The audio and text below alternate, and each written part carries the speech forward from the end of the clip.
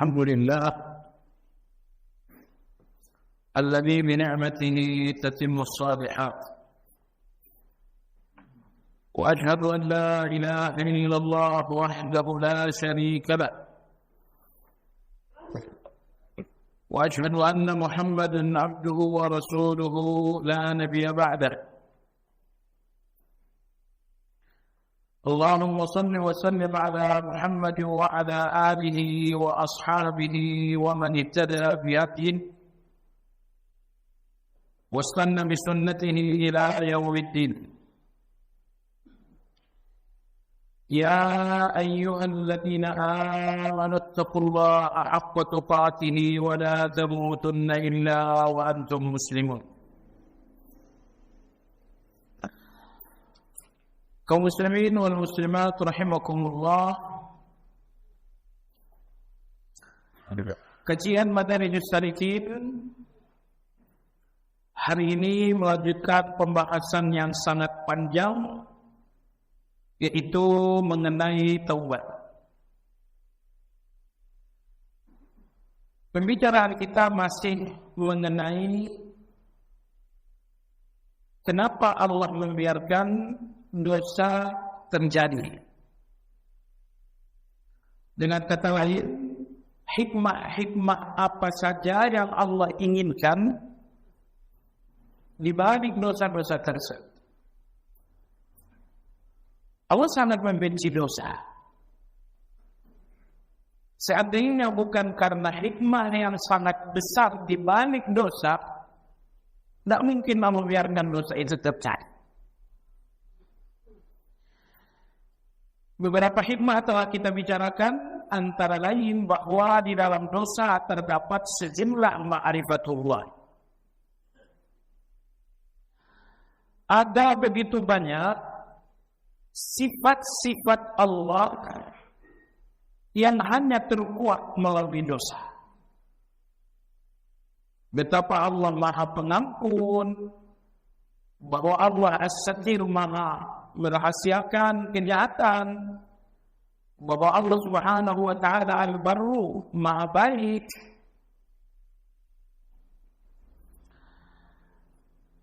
Hari ini adalah tentang ma'rifatullah yang teradil di balik dosa. Di buku Anda bisa lihat pada halaman 297. Kata Imam Ibnu Qayyim, karena pembahasan terakhir ini sangat luar biasa, izin saya bacakan teks langsung dari tulisan Imam Ibnu Qayyim, sedikit diloncat-loncat juga. Beliau mengatakan, wa minha as-sirrul a'zam alladhi la taqtahimuhu al-ibarah wa la tatasaru alayhi al-isharah. Di antara ma'rifatullah yang sangat agung di balik dosa-dosa adalah sesuatu yang tidak bisa dilukiskan dengan kata-kata. Tidak ada kata-kata yang mampu melukiskan ma'rifatullah yang terakhir ini. Apa itu? Kata beliau, sebuah hadis yang diriwayatkan oleh Imam Bukhari dan Imam Muslim dari Anas bin Malik radhiyallahu anhu.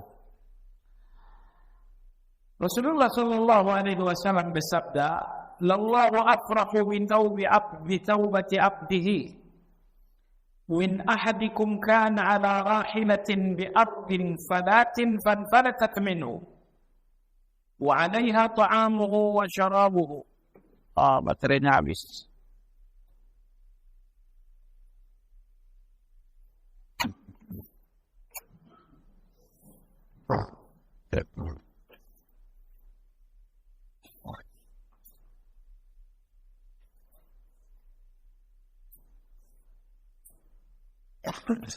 Hai. One.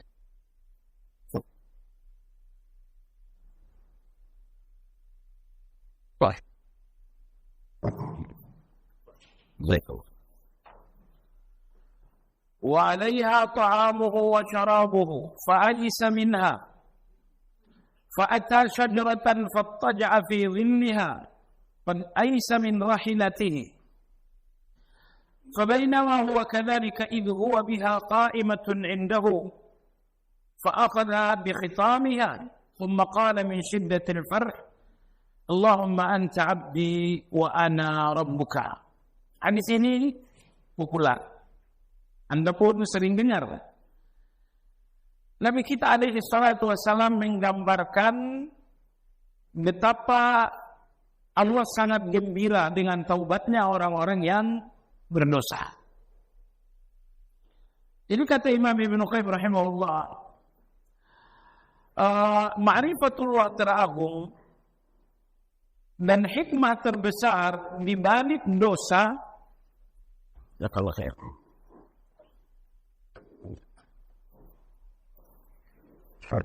adalah kegembiraan Allah Subhanahu wa taala.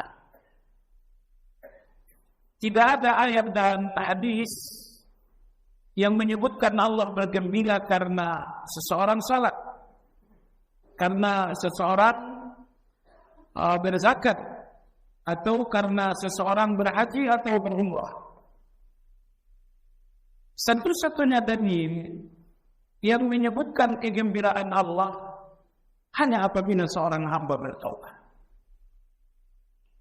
Jadi kalau malam ini, sewaktu tadi Anda bangun, Anda bertahajud dan Anda bertaubat, di titik itu Anda sedang menggembirakan Allah Azza wa Jalla. Kemudian Nabi kita menggambarkan seperti apa gembiranya Allah. Seperti di sini bukan seperti sama. Nabi kita ingin memberikan satu gambaran puncak kegembiraan manusia sampai-sampai manusia lupa dengan imannya sendiri. Nabi kita bersabda, Allah lebih gembira atas taubatnya seseorang di antara kalian melebihi seseorang yang kehilangan kendaraannya di tengah perjalanan dan bumi yang sangat tandus. Di kendaraan itulah terdapat makanan dan seluruh kebutuhan-kebutuhannya. Tiba-tiba kendaraan itu hilang. Perjalanan ke depan sangat jauh dan tidak mungkin tanpa kendaraan. Untuk nyetor ke belakang pun sangat jauh. Lagi-lagi tidak bisa tanpa kendaraan. Dan kendaraan telah hilang membawa seluruh perbekalan. Kata Nabi SAW, musafir ini telah berputus asa dan hanya melihat kehancuran dan kematian. Saya akan mati. Ketika musafir ini betul-betul telah yakin bahwa dia akan mati, dia betul-betul putus asa atas kehidupan. Tiba-tiba muncullah kendaraan, yakni binatang kendaraan beliau lengkap dengan segala kebutuhan-kebutuhan yang ada. Tadinya sangat yakin akan mati dan sekarang dia melihat harapan telah datang. Kegembiraan benar-benar menguasai pikiran sehingga dia mengatakan, Allahumma anta abdi wa ana rabbuka. Ya Allah, engkau adalah hambaku dan aku adalah Tuhanmu. Akhta'a min syiddatil farh. Laki-laki ini mengucapkan pernyataan yang sangat fatal disebabkan karena kegembiraan. Tidak ada kegembiraan manusia terbesar lebih daripada kegembiraan orang ini. Seseorang yang baru memenangkan pemilu misalnya, tidak mungkin kegembiraannya sampai mengatakan, Ya Allah, engkau hambaku dan aku Tuhan. Tidak mungkin. Seorang yang baru menikah misalnya, mungkinkah kegembiraan membuat kesadarannya hilang lalu menyatakan, Ya Allah, engkaulah hambaku dan akulah Tuhan. Tidak mungkin. Kegembiraan puncak seorang manusia saat kegembiraan itu membuatnya hilang sadar, nggak sadar dengan keimanannya sendiri. Lagi dia mengatakan, ya Allah, engkaulah Abba, engkaulah Rabbaku dan akulah Tuhan. Nah, ini puncak kegembiraan seorang manusia. Kata Nabi SAW, kegembiraan Allah atas taubatnya seseorang di atas kegembiraan tersebut. Makanya kata Imam Ibn Qayyim rahimahullah, ma'rifatullah teragung dan hikmah terbesar di dalam dosa adalah satu hal yang tidak bisa dilukiskan dengan kata. Apa itu? Kegembiraan Allah SWT. Berikutnya jemaah sekalian, Imam Ibn Qayyim di sini pada halaman 299 di buku, beliau mencoba menggambarkan kenapa Allah sangat gembira dengan taubatnya seorang manusia. Seorang manusia yang bersalah lalu bertaubat. Begitu istimewakah manusia sehingga Allah berikan kegembiraannya atas taubatnya seorang manusia. Nah, di sini Imam Ibn Qayyim menjelaskan seperti apa manusia dalam pandangan Allah. Lantas siapa musuh yang ditinggalkan manusia lalu kembali kepada Allah melalui jalan taubat? Dua hal inilah yang ingin digambarkan Imam Ibn Qayyim untuk mengantarkan kita kepada kenapa Allah begitu gembira dengan taubatnya manusia. Jadi yang pertama, siapa manusia? Yang kedua, siapa musuh manusia yang dia tinggalkan melalui taubat sehingga Allah begitu bergembira. Sebelum menjelaskan siapa manusia, Imam Ibn Qayyim rahimahullah ta'ala mengatakan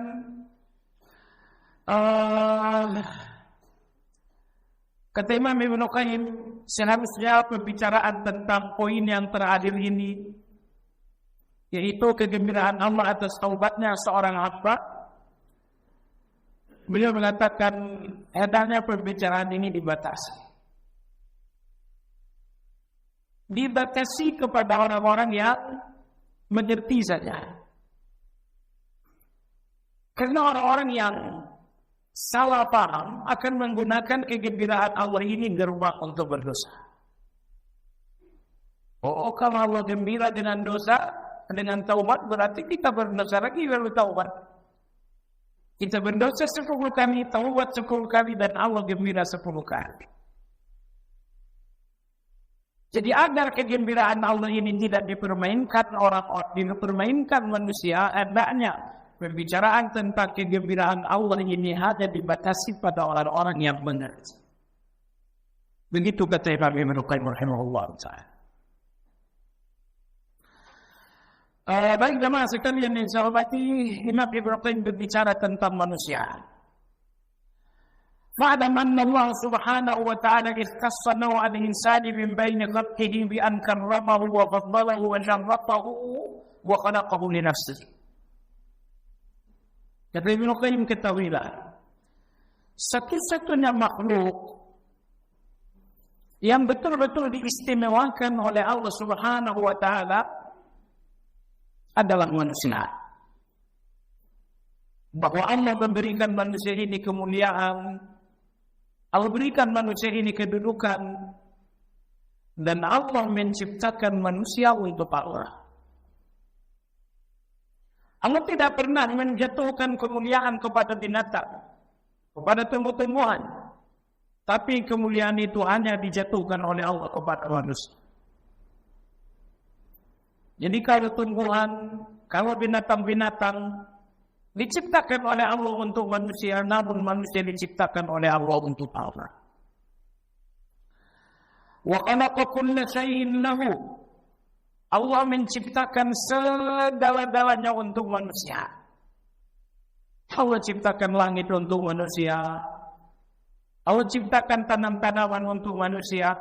Allah turunkan hujan untuk manusia. Binatang-binatang laut yang demikian luar biasa diciptakan Allah untuk manusia. Wa khassahu min ma'rifatihi wa mahabbatihi wa qurbihi wa ikramihi bima lam yu'tihi ghayruhu. Dan Allah Subhanahu wa Ta'ala memilih manusia untuk mendapatkan ma'rifatullah dan mahabbatullah. mengenal Allah, cinta Allah, dekat dengan Allah, ini semuanya hanya diistimewakan oleh Allah kepada manusia. Anda lihat gajah yang besar, harimau yang sangat tangguh, tapi Allah tidak memberikan binatang-binatang ini ma'rifatullah. Allah tidak memberikan tumbuh-tumbuhan itu mahabbatullah, cinta kepada Allah. Allah tidak memberikannya kedekatan dengan Allah Subhanahu wa ta'ala. Berbeda dengan manusia. Wa sakhkhara lahu ma fi samawatihi wa ardihi wa ma bainahuma. Perhatikanlah betapa istimewanya manusia bagi Allah. Bahwa Allah Subhanahu wa ta'ala memudahkan semua yang di langit dan semua yang di bumi untuk manusia. Allah memudahkan, Allah menundukkan semua yang di langit dan di bumi untuk manusia. Di langit Anda lihat matahari. Dengan matahari inilah manusia mengetahui waktu. Dengan matahari inilah manusia menjadi sehat.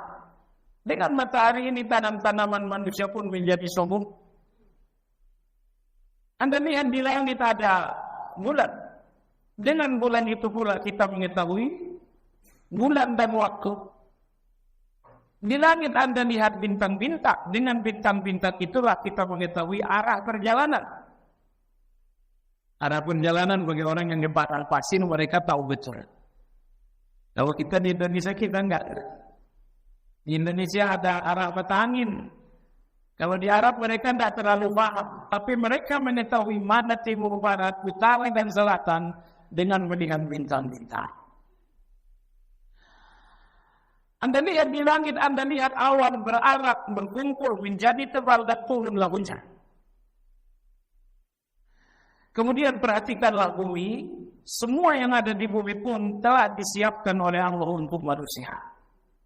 Ada binatang-binatang, ada tanam-tanaman. Anda gali bumi, di dalam bumi pun Allah telah menyimpan cadangan air untuk manusia. Anda gali lebih dalam lagi bumi, Anda temukan tambang-tambang itu pun untuk kehidupan manusia. Maka Imam Ibnu Qayyim mengatakan, betapa istimewanya manusia ketika Allah memudahkan semua yang ada di langit, semua yang ada di bumi untuk manusia. Hatta malaikatahu alladhina hum ahlu qurbihi istakhdamahum wa ja'alahum hafadatan lahu fi manamihi wa yaqdatihi wa dha'nihi wa iqamatihi. Bahkan malaikat-malaikat yang begitu dekat dengan Allah ditugaskan oleh Allah untuk melayani manusia. Ditugaskan oleh Allah untuk melayani manusia. Ada malaikat yang ditugaskan oleh Allah untuk mengawal manusia. Sehingga setiap orang memiliki dua pengawal dari malaikat. Allah berfirman dalam Al-Quran, "Lahu mu'aqqibatun min bayni yadayhi wa min khalfihi yahfazunahu min amrillah."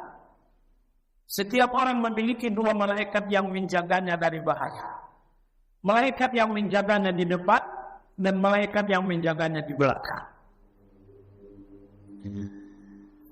Ketika Anda sedang duduk di tempat ini, dalam situasi ini dan situasi seperti ini, Allah tugaskan malaikat-malaikat untuk istighfar untuk Anda. Dan malaikat-malaikat yang Allah tugaskan beristighfar ada dua macam. Ada malaikat yang beristighfar untuk Anda secara khusus. Menyebutkan nama Anda, Allahumma ghfirli fulan warhamhu. Itu apabila Anda duduk di majelis di masjid, selesai salat untuk menanti salat yang kedua. Termasuk ketika Anda duduk membacakan zikir pagi dan zikir petang. Oleh sebab itu, zikir petang dan zikir pagi terdapat dua ibadah bagi orang yang benar-benar sadar. Pertama, tentu bagi Anda yang salat di masjid, bahwa Anda secara lisan membacakan zikir pagi dan petang ini adalah ibadah. Tapi bahwa Anda berlama-lama di masjid untuk menyelesaikan zikir itu, ini ibadah yang kedua. Dan ibadah yang kedua ini menghasilkan pula doa para malaikat. Sepanjang Anda duduk berlama-lama membacakan zikir pagi dan petang, malaikat berdoa, Allahumma ighfirli fulan, Allahumma arham fulan. Ya Allah, berikan ampunmu kepada fulan ini. Ya Allah, berikan sayangmu kepada fulan ini. Sepanjang Anda berlama-lama di masjid membacakan zikir, sepanjang itu pula Anda berada dalam doa malaikat. Kayak jemaah sekalian, kalau tidak terlalu darurat, bertahanlah selesai maghrib, selesai asar, dan selesai subuh untuk membacakan zikir pagi dan petang di masjid. Kalau Anda membacakannya sambil berjalan ke pekerjaan, sambil beringan di rumah, Anda mendapatkan satu pahala, yaitu Anda mendapatkan pahala zikirnya. Dan Anda tidak mendapatkan pahala berlama-lamanya di masjid. Padahal berlama-lamanya Anda di masjid ini menghasilkan doa malaikat. Allahumma ighfir lahu, Allahumma warham. Ya Allah, ampuni orang ini. Ya Allah, berikan rahmatmu kepada orang ini. Dan yang Anda butuhkan kepada Allah pun sebenarnya cuma dua ini, tak ada yang ketiga. Anda butuhkan ampunan Allah dan Anda butuhkan rahmat Allah Subhanahu wa taala. Kenapa demikian? Semua keinginan Anda ada di dalam satu kata, yaitu rahmat. Anda ingin kesehatan, bukankah itu rahmat Allah? Anda ingin anak-anak Anda menjadi saleh, bukankah itu rahmat Allah? Anda ingin rezeki Anda terbuka siang dan malam, bukankah itu rahmat dari Allah Azza wa Jalla? Semua keinginan Anda terwakili hanya dalam satu kata, yaitu rahmat. Dan tidak ada yang menutup pintu rahmat itu kecuali dosa. Hari ini Anda berdosa, tertutuplah satu pintu rahmat. Tapi Anda tidak merasakan ada satu pintu rahmat yang tertutup karena masih sangat banyak yang terbuka. Lalu Anda pun tertipu. Anda tidak melihat pintu rahmat, tidak merasakan ada pintu rahmat yang tertutup. Karena tak merasakan hal itu, Anda pun tertipu. Sehingga Anda berdosa untuk kedua kalinya. Tertutup lagi pintu rahmat yang kedua. Lagi-lagi karena masih sangat banyak yang terbuka, Anda tidak merasakan pengaruh bahwa pintu rahmat yang kedua telah tertutup oleh dosa. Anda pun tertipu, berdosa lagi, berdosa lagi, berdosa lagi. Setelah dosa ini sangat banyak pula pintu rahmat yang tertutup, barulah Anda merasakan kehidupan sangat sempit. Anda menemukan rumah tangga yang tidak lagi memberikan Anda bahagia, pekerjaan yang tidak lagi memberikan Anda bahagia, kawan-kawan semuanya membuat Anda dalam masalah. Hidup mulai terasa sesak, terasa terhimpit. Ketika itu Anda sadar bahwa ternyata pintu rahmat yang tertutup itu sudah sangat baik sekali. Dan tidak ada yang membuka pintu-pintu rahmat yang tertutup ini kecuali ampunan Allah Azza wa Jalla. Makanya ketika Anda berada di masjid, malaikat berdoa, Allahumma ighfir lahu, Allahumma arhamhu. Karena malaikat tahu dua hal inilah yang paling Anda butuhkan dari Allah. Baik, terkadang malaikat secara khusus mendoakan Anda untuk mendapatkan dua hal ini. Berikutnya, terkadang ada juga malaikat tertentu yang secara khusus, yang secara umum mendoakan Anda agar mendapatkan ampunan dan kasih sayang.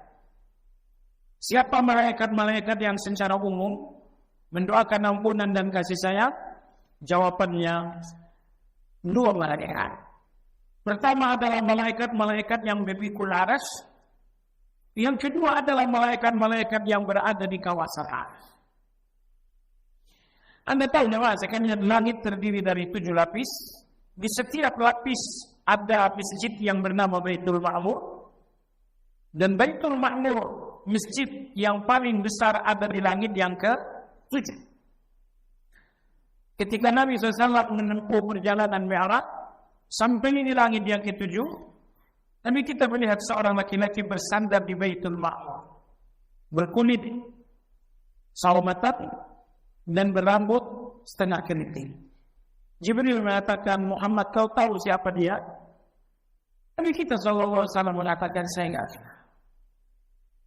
Jibril mengatakan, lihat akhir. Dia adalah Ibrahim alaihissalam. Tapi jemaah sekalian, begitu sampai perjalanan Mi'raj di langit yang ke-7, penampakan Jibril ini berubah 100%. Perjalanan bumi Mekah ke Palestina, nampak Jibril ini tegak, gagap. Begitu perjalanan langit pertama, kedua, ketiga, sampai langit ke-7, Jibril ini masih nampak dada. Tapi begitu sampai di langit yang ke-7, kata Nabi sallallahu alaihi wasallam, "Ra'aitu Jibril kalhalasil bal." Aku melihat Jibril seperti kain lusuh. Ada nyanyi lagi sama sekali. Kenapa? Karena di atas langit yang ke-7 terdapat mustawa. Terdapat aras di mana Allah Azza wa Jalla bersemayam. Syekhul Islam Ibn Taimiyah rahimahullah bercerita, ini dari Imam Ibn Taimiyah. Ketika Allah menciptakan aras, makhluk yang pertama kali diciptakan oleh Allah Azza wa Jalla, dan Allah ingin bersemayam di atas aras sesuai dengan cara yang dikehendaki oleh Allah. Maka Allah menyuruh 8 malaikat untuk memikul aras. Ke-8 malaikat ini mencoba memikul, ternyata mereka tidak mau. Allah berfirman dalam Al-Quran, وَيَحْمِلُ عَرْشَ رَبِّكَ فَوْقَهُمْ يَوْمَئِذٍ ثَمَانِيَةٌ. Dan arsy Allah dipikul oleh 8 malaikat. Padahal Nabi kita bersabda, jarak antara pundak sampai ke leher atau telinga malaikat itu perjalanan 700 tahun. Itu 1 malaikat. Bayangkan kalau itu 8 malaikat. Tapi ketika 8 malaikat ini mencoba memikul aras, dan di atasnya yang maha besar bersemayam, ternyata ke-8 malaikat ini enggak mau. Anda bisa bayangkan betapa maha besarnya yang bersemayam di atas aras. Allah berfirman, ada apa dengan kalian? Malaikat mengatakan, kami tidak mau. Allah berfirman, kenapa tidak mengucapkan la haula wala quwwata illa billah? Setelah itulah ke-8 malaikat ini mengucapkan la haula wala quwwata illa billah. Setelah itu barulah mereka mampu memikul aras yang sangat besar itu. Jadi kalau aras yang di atasnya Allah bersemayam dapat dipikul 8 malaikat setelah mengucapkan la haula wala quwwata illa billah, maka beban-beban hidup Anda tentu jauh lebih kecil daripada aras. Namun apapun beban hidup yang rasa-rasanya begitu berat untuk dipikul, jangan lupa apa yang diajarkan Allah kepada mereka. Ucapkan la haula wala quwwata illa billah.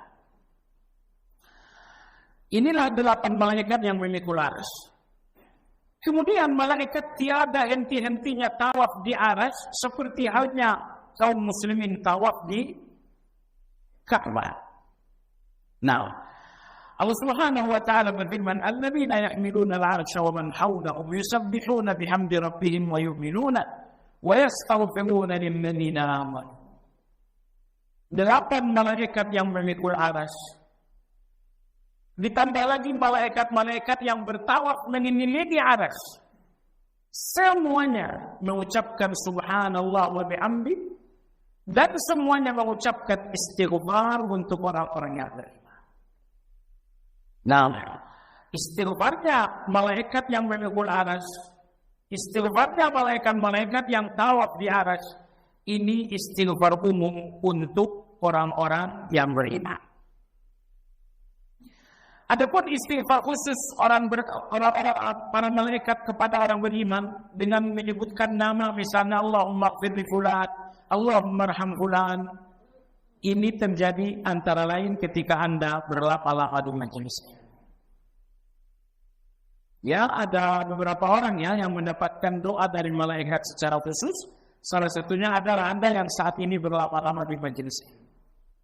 Nah, kembali kepada pembicaraan kita, Imam Ibnu Qayyim sebetulnya hanya ingin menegaskan bahwa betapa istimewanya manusia bagi Allah Azza wa Jalla ketika Allah tugaskan malaikat melayani manusia. Ada malaikat yang ditugaskan menurunkan hujan. Ada malaikat yang ditugaskan oleh Allah membagi-bagikan rezeki. Ada malaikat yang ditugaskan oleh Allah Subhanahu wa taala untuk menjaga Anda sewaktu sedang jalan, sewaktu sedang tidur. Anda tahu ketika Anda akan tidur, malaikat berdiri. Malaikat berdiri dan ketika Anda bertaharah, kemudian Anda tidur, niscaya malaikat akan memasuki selimut Anda. Tidur bersama Anda karena Anda tidur dalam keadaan suci. Tapi tentu kalau Anda tidak tidur dalam keadaan suci, Anda tidak tidur dengan malaikat. Baik jemaah sekalian yang saya hormati, jadi Imam Ibnu Qayyim rahimahullah menegaskan begitu berharganya manusia bagi Allah Subhanahu wa taala sehingga malaikat-malaikat pun dikerahkan oleh Allah untuk melayani manusia, untuk melindungi manusia, untuk berdoa kepada manusia. Jemaah sekalian, berikutnya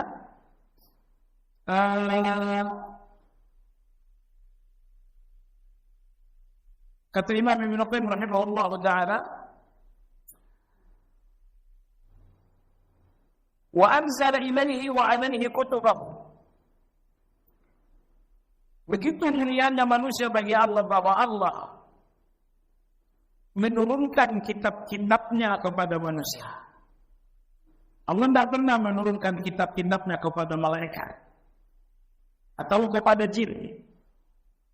Tetapi semua kalamullah yang terdapat di dalam kitab-kitab suci hanya diturunkan oleh Allah kepada manusia. Wa arsala ilaihi. Semua rasul-rasul itu juga dari kalangan manusia. Tidak pernah Allah mengutus rasul dari kalangan malaikat atau dalam keadaan jin. Wa qatabahu wa kallamahu minhu ilaihi. Bahkan karena keistimewaan manusia, maka Allah pun berbincang-bincang dengan manusia. Dia adalah Nabi Musa alaihi salam, termasuk Nabi kita sallallahu alaihi wasallam. Wattakhadha minhumul khalil. Begitu istimewanya manusia dan ada orang yang diinginkan oleh Allah menjadi khalil, ternyata khalil itu bukan dari kalangan malaikat, bukan dari kalangan jin, tapi dari kalangan manusia. Anda tahu jemaah sekalian, dalam bahasa Arab cinta itu ada 10 tingkatan. Dan cinta yang paling tinggi dinamakan dengan khalil. Maka kalau di masyarakat ada yang mengatakan Nabi kita adalah Habibullah dan Ibrahim adalah Khalilullah, ini salah. Ini berarti menempatkan Nabi kita lebih rendah daripada Nabi Ibrahim alaihissalam. Yang betul Nabi kita adalah Khalilullah dan Nabi Ibrahim alaihissalam juga Khalilullah. Karena Khalilullah adalah puncak cinta Allah kepada manusia dinamakan dengan khalil. Baik. Ketika Allah ingin mencintai dengan cinta khalil, ternyata yang dipilih oleh Allah bukan malaikat. Tidak ada malaikat yang dicintai oleh Allah dengan khalil. Apalagi jin. Yang dicintai oleh Allah dengan puncak cintanya yang bernama khalil adalah manusia. Dan itu 2 orang. Yaitu Nabi Ibrahim alaihissalam dan baik. Wal awliya wal khawas wal ahmar. Kata Imam Ibnu Qayyim rahimahullah, ketika Allah ingin mengangkat para wali-walinya ataupun ulama-ulama, ternyata wali-wali dan ulama-ulama itu dipilih oleh Allah dari kalangan manusia.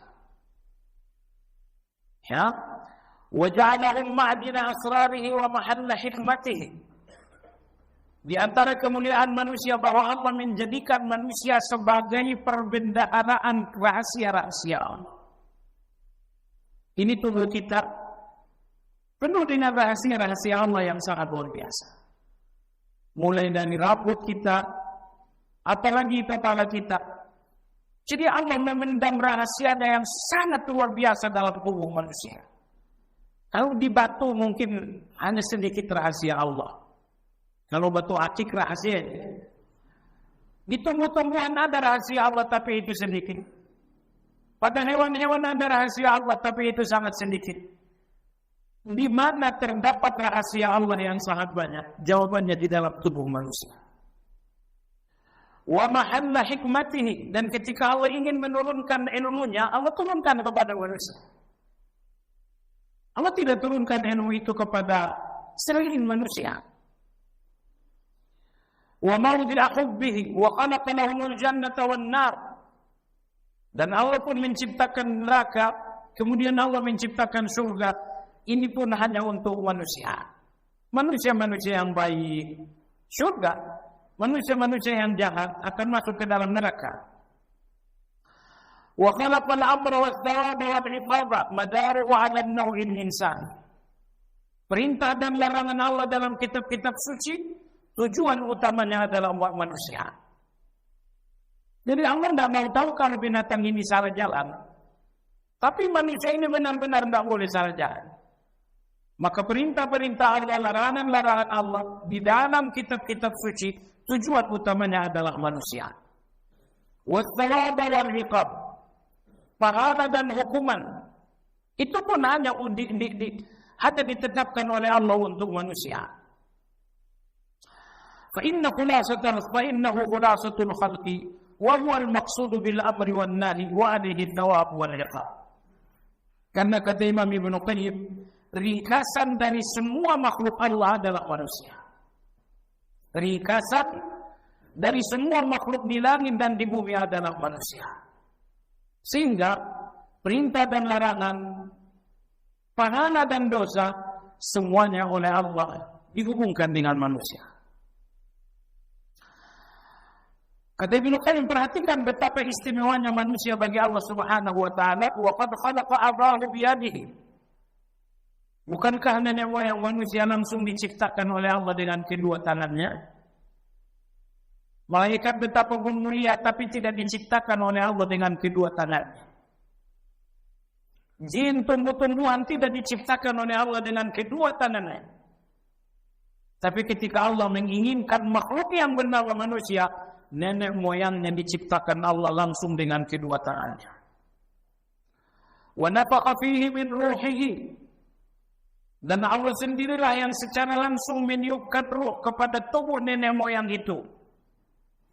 Wa asjada lahu malaikatahu, setelah si nenek moyang hidup dengan sempurna, Allah memerintahkan seluruh malaikat untuk sujud kepada sang nenek moyang. Ini betapa spesialnya manusia. Wa 'allamahu asma'a kulli syai', dan lihatlah betapa Allah meninggikan Adam dari malaikat dengan memberikan ilmu. Wa 'allama Adama asma'a kullaha. Jadi yang meninggikan Adam atas malaikat adalah ilmu. Maka betapa agungnya orang-orang yang berilmu itu. Wa adhara fadlahu 'ala al-malaika wa man dunahu min jami'il makhluqat wa tarada iblis an qurbihi. Betapa mulianya manusia sehingga Allah pun menjauhkan iblis dari sang nenek moyang.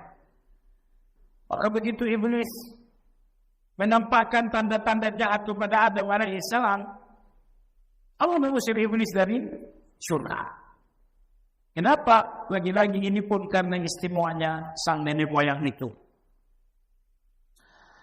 Wa ab'adahu an babihi in lam yasjud lahu ma'as sajidin. Allah betul-betul mengusir iblis dari surga. Jangan sampai dekat dengan Adam. Kenapa? Alasannya tapi kamu enggak mau sujud kepada Adam. Kata Ibnu Qayyim, fal mu'minu min naw'il insan khairul bariyati 'ala al-itlaq. Dan orang-orang yang beriman lebih istimewa lagi dari sekedar manusia. Jadi begitu manusia, istimewanya manusia secara umum, yang lebih istimewa lagi adalah orang-orang yang beriman. Sehingga Allah berkata tentang orang yang beriman, khairul bariyah. Orang beriman adalah makhluk terbaik. Fa innahu khalaqahu liyutimma ni'matahu 'alaihi. Allah ciptakan manusia agar Allah menyempurnakan segala nikmat untuk manusia. Anda tidak melihat nikmat Allah terbesar kecuali untuk manusia. Tidak terhitung nikmat Allah kepada binatang-binatang. Tapi kalau Anda renungkan bahwa nikmat Allah untuk manusia jauh lebih banyak daripada nikmat Allah kepada binatang-binatang. Wa yatawatara ihsanuhu ilaihi. Kebaikan Allah tidak pernah berhenti untuk manusia. Wa yakhussahu min karamatihi wa fadlihi bima lam tanalhu umniyatuhu. Allah berikan manusia kemuliaan, kehormatan lebih dari mereka yang lebih dari apa yang mereka bayangkan. Kebaikan Allah untuk kita di luar darangan kita jemaah sekalian. Baik. Kemudian kata Imam Ibnu Qayyim rahimahullahu taala, wa ahida ilayya ahadan taqaddama ilayhi fihi bawamini wa nawahi wa a'lamahu fi ahdihi ma yuqarribuhu ilayhi.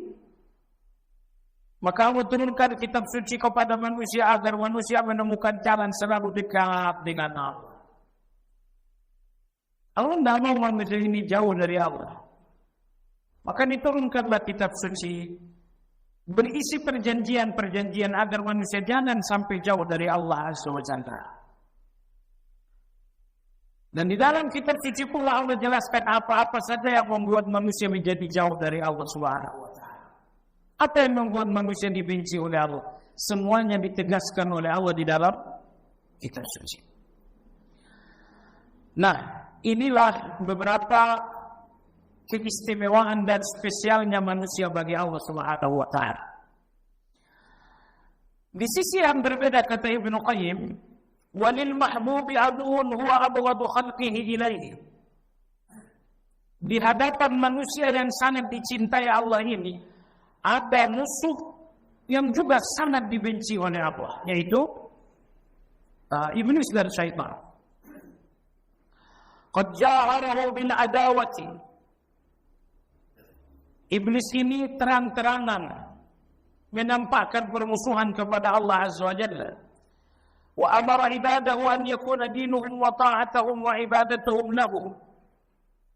Iblis ini mempropaganda manusia-manusia yang sesat agar beribadah kepada dirinya bukan kepada Allah yang Maha Pencipta. Duna waliyihim wa ma'budihim al-haq. Agar manusia meninggalkan Allah. Kalian manusia jangan ibadah kepada Allah, kepada aku saja. Kalian manusia yang butuh perlindungan, mintalah kepada aku, jangan kepada Allah. Wastaqta'a ibadahu wattakhadha minhum hizban dhaharuhu wa waduhu an rabbihim. Dan iblis ini memiliki kelompok yang selalu berjalan dan setia kepada iblis untuk melawan Allah Subhanahu wa Ta'ala. Wa kanu a'da'anahu ma'a hadzal adu, sehingga kelompok iblis ini adalah musuh Allah bersamaan dengan iblis. Yad'u ila suhtihi. Kelompok-kelompok iblis ini tiada henti-hentinya mengajak manusia kepada kebencian-kebencian Allah. Wa yat'anuna fi rububiyyatihi wa ilahiyyatihi. Iblis dan musuh-musuhnya selalu menuduh rububiyah dan uluhiyah Allah dengan tuduhan-tuduhan yang tidak baik. Jadi iblis dan para pasukannya selalu membuat kita ragu dengan rububiyah dan uluhiyah Allah. Padahal hubungan kita dengan Allah cuma dua. Hubungan rububiyah, yang kedua hubungan uluhiyah. Nah, ketika iblis dan tentara-tentaranya berhasil membuat kita ragu dengan rububiyah dan uluhiyah, berarti kita akan putus dari Allah Subhanahu wa Ta'ala. Karena keraguan kita dalam dua hal ini akan memutus hubungan dengan Allah. Karena kita tidak ada hubungan dengan Allah kecuali hubungan rububiyah dan uluhiyah. Hubungan uluhiyah adalah ketika Anda beribadah kepada Allah Subhanahu wa Ta'ala. Anda berzikir, Anda sujud, Anda salat, Anda bertilawah. Ini semuanya hubungan-hubungan uluhiyah dengan Allah. Jemaah sekalian, orang-orang yang beriman, kerinduan mereka kepada Allah sangat luar biasa. Besar sekali kerinduan orang beriman dengan Allah. Dan orang-orang yang beriman selalu mencari-cari situasi-situasi dekat dengan Allah untuk melenyapkan dan menghanyutkan rindu itu. Mereka rindu kepada Allah, dan ternyata ketika mereka salat, mereka dapatkan kedekatan Allah, dan disitulah kerinduan ini bisa terbang, bisa terluar biasa. Mereka rindu kepada Allah Azza wa Jalla, maka datanglah zikir. Di dalam zikir mereka dapatkan kedekatan Allah, dan di situ pun mereka mampu menghanyutkan rindu kepada Allah Azza wa Jalla. Tidak ada orang yang tak rindu dengan Allah. Di mana rindu itu bisa dilampiaskan? Jawabannya hanya dalam situasi-situasi dekat dengan Allah, rindu itu bisa Anda lampiaskan. Dan situasi-situasi dekat itu adalah uluhiyah. Anda salat, Anda sujud, Anda berdoa, Anda tawakal. Ini situasi-situasi uluhiyah di mana Anda dekat dengan Allah, dan di sanalah Anda mampu menumpahkan rindu kepada Allah. Lalu kemudian hubungan yang kedua adalah hubungan rububiyah. Hubungan rububiyah bahwa Allah menjaga Anda, bahwa Allah memberikan Anda rezeki, bahwa Allah melindungi Anda. Semua yang datang dari Allah untuk Anda adalah rububiyah, dan semua yang datang dari Anda untuk Allah dinamakan uluhiyah. Datanglah iblis Yusuf Allah ini untuk merusak dua hubungan ini. Maka Anda melihat rububiyah Allah dengan pandangan ragu, Anda pun melihat uluhiyah dengan pandangan ragu juga. Sehingga kalau dua hubungan ini telah rusak, terputuslah hubungan dengan Allah Azza wa Jalla. Wa yusibbunahu wa yukadzibunahu wa yaqtiluna awliya'ahu wa yumdunahu bi anwa'il adab. Ini sangat banyak penjelasan Imam Ibnu Qayyim rahimahullahu ta'ala. Jadi itulah manusia dan itulah musuh. Nah, kesimpulan kata Imam Ibnu Qayyim rahimahullah, Allah begitu sangat mengistimewakan manusia, dan Allah begitu benci dengan musuh. Manusia yang juga musuh Allah. Nah, ketika manusia telah jatuh dalam perangkap sang musuh, lalu manusia mencoba melepaskan perangkap itu dengan taubat, makanya Allah sangat bergembira. Jadi Allah sangat bergembira dengan taubatnya manusia, karena memang sejak menciptakan manusia Allah sangat cinta dengan manusia. Dan yang membuat manusia ini berdosa adalah musuh Allah dan musuh manusia juga. Maka ketika manusia meninggalkan musuh, melepaskan hubungan dengan musuh dan kembali kepada Allah, itulah yang membuat kenapa Allah begitu sangat bergembira dengan taubatnya orang-orang yang taubat. Makanya kata Imam Ibnu Qayyim rahimahullah ta'ala, inilah hikmah teragung ataupun ma'rifatullah teragung di dalam dosa. Kenapa dosa bisa terjadi? Pada bagian akhir Imam Ibnu Qayyim rahimahullah ta'ala mengatakan Allah adalah ajwadul ajwadin. Allah adalah yang maha pemurah. Kata beliau, Allah subhanahu wa ta'ala lebih bergembira atas pemberiannya melebihi manusia menerima pemberian itu. Nah, Allah memberikan Anda sesuatu, Anda bergembira karena menerima. Allah yang maha dermawan, yang maha memberi, Allah jauh lebih bergembira memberikan Anda ketimbang Anda yang menerima. Nah, begitupun ketika Allah memberikan Anda ampunan, Ketika Allah memberikan Anda ampunan, Allah berikan dengan kegembiraan lebih gembira Anda mendapatkan ampunan. Karena Allah Azza wa Jalla Al-Wahhab. Karena Allah Maha memberi. Di dunia manusia kita jarang-jarang ketemu orang yang gembira memberi. Melebihi gembiranya yang menerima. Itu jarang-jarang. Tetapi Allah Azza wa Jalla, Dia adalah Al-Jawad yang Maha memberi, Dia adalah Al-Wahhab. Di antara rahasia Anda Allah dinamakan Maha memberi karena Allah lebih gembira memberi ketimbang manusia menerima pemberian. Salah satunya adalah ketika Allah memberikan ampunan, ternyata Allah lebih gembira memberikan ampunan itu ketimbang manusia mengambil ampunan tersebut. Sayangnya kata Imam Ibnu Qayyim, walakinnal akhirah raibun biladzati akhzihi. Kata Ibnu Qayyim rahimahullah, sayangnya ketika manusia ini telah bergembira dengan pemberian Allah, mereka habis dalam kegembiraan dan tidak melihat betapa Allah jauh lebih gembira daripada mereka. Ya, betapa kita gembira dengan ampunan Allah, sehingga kita benar-benar habis dalam kegembiraan kita, sampai kita lupa bahwa Allah masih jauh lebih bergembira dibandingkan kita. Baik, sampai di sini catatan akhir dari Imam Ibnu Qayyim tentang hikmah kenapa dosa itu terjadi, yaitu karena di dalam taubatnya seorang hamba terdapat kegembiraan Allah. Kenapa Allah begitu gembira?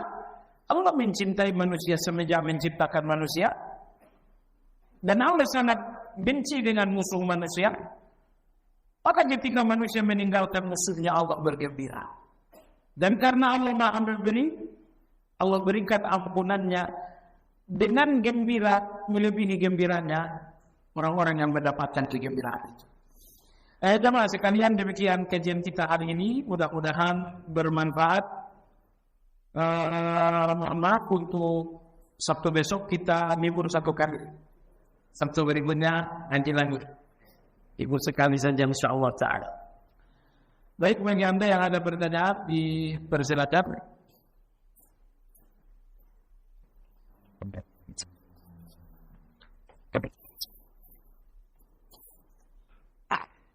Arti ma'rifatullah dari paham ahli sunnah dan tasawuf apakah sama? Sebetulnya sama dalam pengertian secara umum. Ma'rifatullah artinya mengenal Allah. Itulah arti ma'rifatullah bagi ahli sunnah. Itu pula arti ma'rifatullah bagi orang-orang tasawuf. Yang berbeda adalah cara. Yang berbeda adalah cara. Apa cara yang ditempuh ahli sunnah mengenal Allah? Dan apa cara yang ditempuh oleh orang-orang tasawuf tentang Allah? Dan lebih tepatnya kita gunakan istilah yang lebih detail. Karena tasawuf itu punya tingkatan-tingkatan. Tingkatan yang paling buruk tentu adalah tarekat-tarekat yang menyimpang. Baik, bagaimana ahlu sunnah wal jamaah ma'rifatullah? Jawabannya hanya satu pintu ahlu sunnah untuk mengenal Allah. Jadi itu asma wa sifat. Ahlu sunnah wal jamaah berusaha untuk mendalami nama-nama Allah, mendalami sifat-sifat Allah, karena itu satu-satunya pintu untuk ma'rifatullah. Baik. Lantas bagaimana dengan orang-orang ahli tasawuf atau ahli tarikat mengenal Allah Azza wa Jalla? Nah, mereka kadang-kadang mengenal Allah dengan apa yang mereka sebut namanya dengan al-wajh, dengan perasaan. Mereka mengenal Allah dengan perasaan mereka. Mereka mengenal Allah Subhanahu wa Ta'ala, mohon maaf, dengan pikiran mereka. Sehingga kadang-kadang mereka menyanjung memuji Allah seperti memuji wanita-wanita. Aku melihatmu begitu indah, dengan khimar atau dengan kerudung yang membungkus keindahanmu berwarna hijau. Jadi hal-hal seperti ini bagaimana mereka begitu syukur atas kepada Allah. Mereka mengatakan saya sedang bercinta di Allah. Dan bahasa yang sangat luar biasa. Ini jemaah sekalian, Ahlus Sunnah berma'rifatullah menggunakan asma wa sifat. Enggak ada cara lain. Kemudian Ahlus Sunnah memahami asma wa sifat itu dengan Al-Quran dan hadis. Ketika Allah Al-Wahhab, kita pahami Al-Wahhab itu dengan Al-Quran, kita dalami Al-Wahhab itu dengan hadis. Nomor 3, kita pahami juga Al-Wahhab itu dari perbuatan-perbuatan Allah. Mudah-mudahan Anda masih ingat ma'rifatullah dalam catatan Ibnu Qayyim adalah mengenal zat Allah, mengenal sifat Allah, mengenal nama Allah, mengenal perbuatan-perbuatan Allah, dan yang kelima mengenal kemahasucian Allah. Jadi secara rinci inilah 5 yang ditempuh Ahlus Sunnah untuk mengenal Allah. Walaupun kelimaan ini mengkerucut dalam asma wa sifat, tapi kalau didetilkan asma wa sifat, inilah 5 hal yang mesti didalami untuk mengenal Allah Subhanahu wa Ta'ala. Nah, adapun kaum tasawuf, lebih-lebih dari kalangan ahli-ahli tarekat, mereka lebih banyak menggunakan falsafah untuk mengenal Allah Subhanahu wa Ta'ala. Bukan menggunakan dalil, menggunakan falsafah. Maka banyak tokoh-tokoh mereka adalah dari kalangan kaum falsafah. Baik. Makanya hati-hati dengan istilah yang baik, tetapi dengan definisi yang salah. Ma'rifatullah itu istilahnya baik. Tapi ketika Anda bertemu dengan kalangan mereka, Anda temukanlah ma'rifatullah yang baik, tapi dengan definisi yang salah. Nah, maka mereka mengatakan mengenal Allah dengan cara ilmu-ilmu laduni. Bagaimana caranya? Anda perlu mengurung diri dalam satu kelambu selama 40 hari atau selama seminggu, tidak bicara dengan siapapun. Anda duduk saja, berzikir saja, dan Anda akan merasakan pikiran-pikiran Anda membawa Anda kepada Allah. Ini semuanya cara yang tidak betul. Jadi ma'rifatullah ditempuh dengan asma wa sifat, lebih detailnya dengan 5 hal tadi. Seandainya kami memiliki uang sejumlah 500 juta dan sudah memenuhi hisab, namun uang tersebut yang 300 juta dipinjam oleh orang, bagaimana cara menghitung zakatnya? 300 juta dipinjam orang. Apakah 300 juta ini masih ada harapan kembali atau tidak? Ini dulu. Kalau tidak ada harapan kembali, karena yang bersangkutan telah hilang sudah 10 tahun dan entah di mana, tidak ada harapan kembali karena hidupnya tidak diketahui, atau tidak ada harapan kembali karena ternyata dia mengingkari. Orangnya ada, masih hidup, tapi dia mengingkari hutang yang 300 juta. Ini 2 keadaan. Dalam kondisi seperti ini, maka hutang 300 juta tersebut tidak lagi ada kewajiban zakat. Karena di tangan orang yang tidak diharapkan lagi mengembalikan. Yang pertama, tidak diharapkan mengembalikan karena entah di mana hidupnya. Yang kedua, tidak diharapkan mengembalikan karena dia mengingkari hutang piutang. Maka 300 juta di tangan salah satu orang yang 2 ini tidak lagi masuk dalam hitungan zakat. Tapi kalau hutang 300 juta itu di tangan orang yang mengakui dan mampu membayar, maka Anda harus membayarkan zakatnya setiap tahun. Setiap tahun. Ya. Misalnya si bulan ini minjam Winanda 300 juta. Selama 5 tahun, selama 5 tahun Anda harus membayarkan zakatnya. Namun ulama kita memberikan 2 pilihan. Apakah 300 juta itu dibayarkan zakatnya tiap tahun, Atau 300 juta itu dirapel zakatnya ketika telah dibayarkan. Misalnya ketika nanti tahun 2030 duit 300 juta kembali, maka Anda bayarkan zakatnya secara rapel.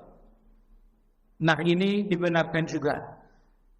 Seingat saya di antara ulama yang membenarkan ini adalah Imam Malik rahimahullah. Boleh membayarkan zakat fitan tadi pada hari Anda terima pembayaran, tetapi sejumlah tahun-tahun uang itu menjadi hutang kita.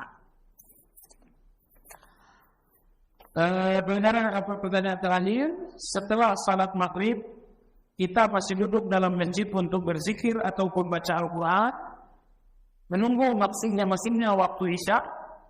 Setelah dan Isya berkumandang, apakah kita salat sunnah, tahiyatul masjid atau salat sunnah qabliyah, atau boleh dikerjakan kedua salat sunnah itu?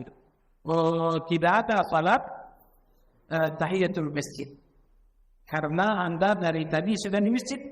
Tahiyatul masjid itu ada bagi orang yang baru memasuki masjid. Maka kalau azan berkumandang, tugas Anda hanya menjalankan salat sunnah qabliyah. Apakah boleh jenazah perempuan dewasa dikuburkan ditumpangkan satu liang dengan makam almarhum bapak kandungnya karena di lokasi itu sudah penuh? Jawabannya boleh. Boleh. Anda tahu pergi ke negara Arab itu pun 3 tahun sudah ditumpang. Per 3 tahun makam sudah ditumpang di sana. Ya, antara lain karena tekstur tanah di sana memang memungkinkan. Karena 3 tahun itu udah nggak ada tulang belulang. Di Indonesia karena kita subur. Beberapa waktu lalu kita menggali makam yang sudah berusia 6 tahun, tulang belulangnya masih utuh semuanya. Nah, jadi menumpang ataupun menggandakan makam si wanita tadi di atas makam ayahnya atau makam siapapun, hukumnya dibolehkan. Kalau diperkirakan jenazah di dalam telah hancur. Wallahu a'lam. Demikian kajian hari ini. Mudah-mudahan manfaat bagi kita semua. Subhanakallahumma bihamdika asyhadu an la ilaha illa anta astaghfiruka wa atubu ilaik. Assalamualaikum warahmatullahi wabarakatuh.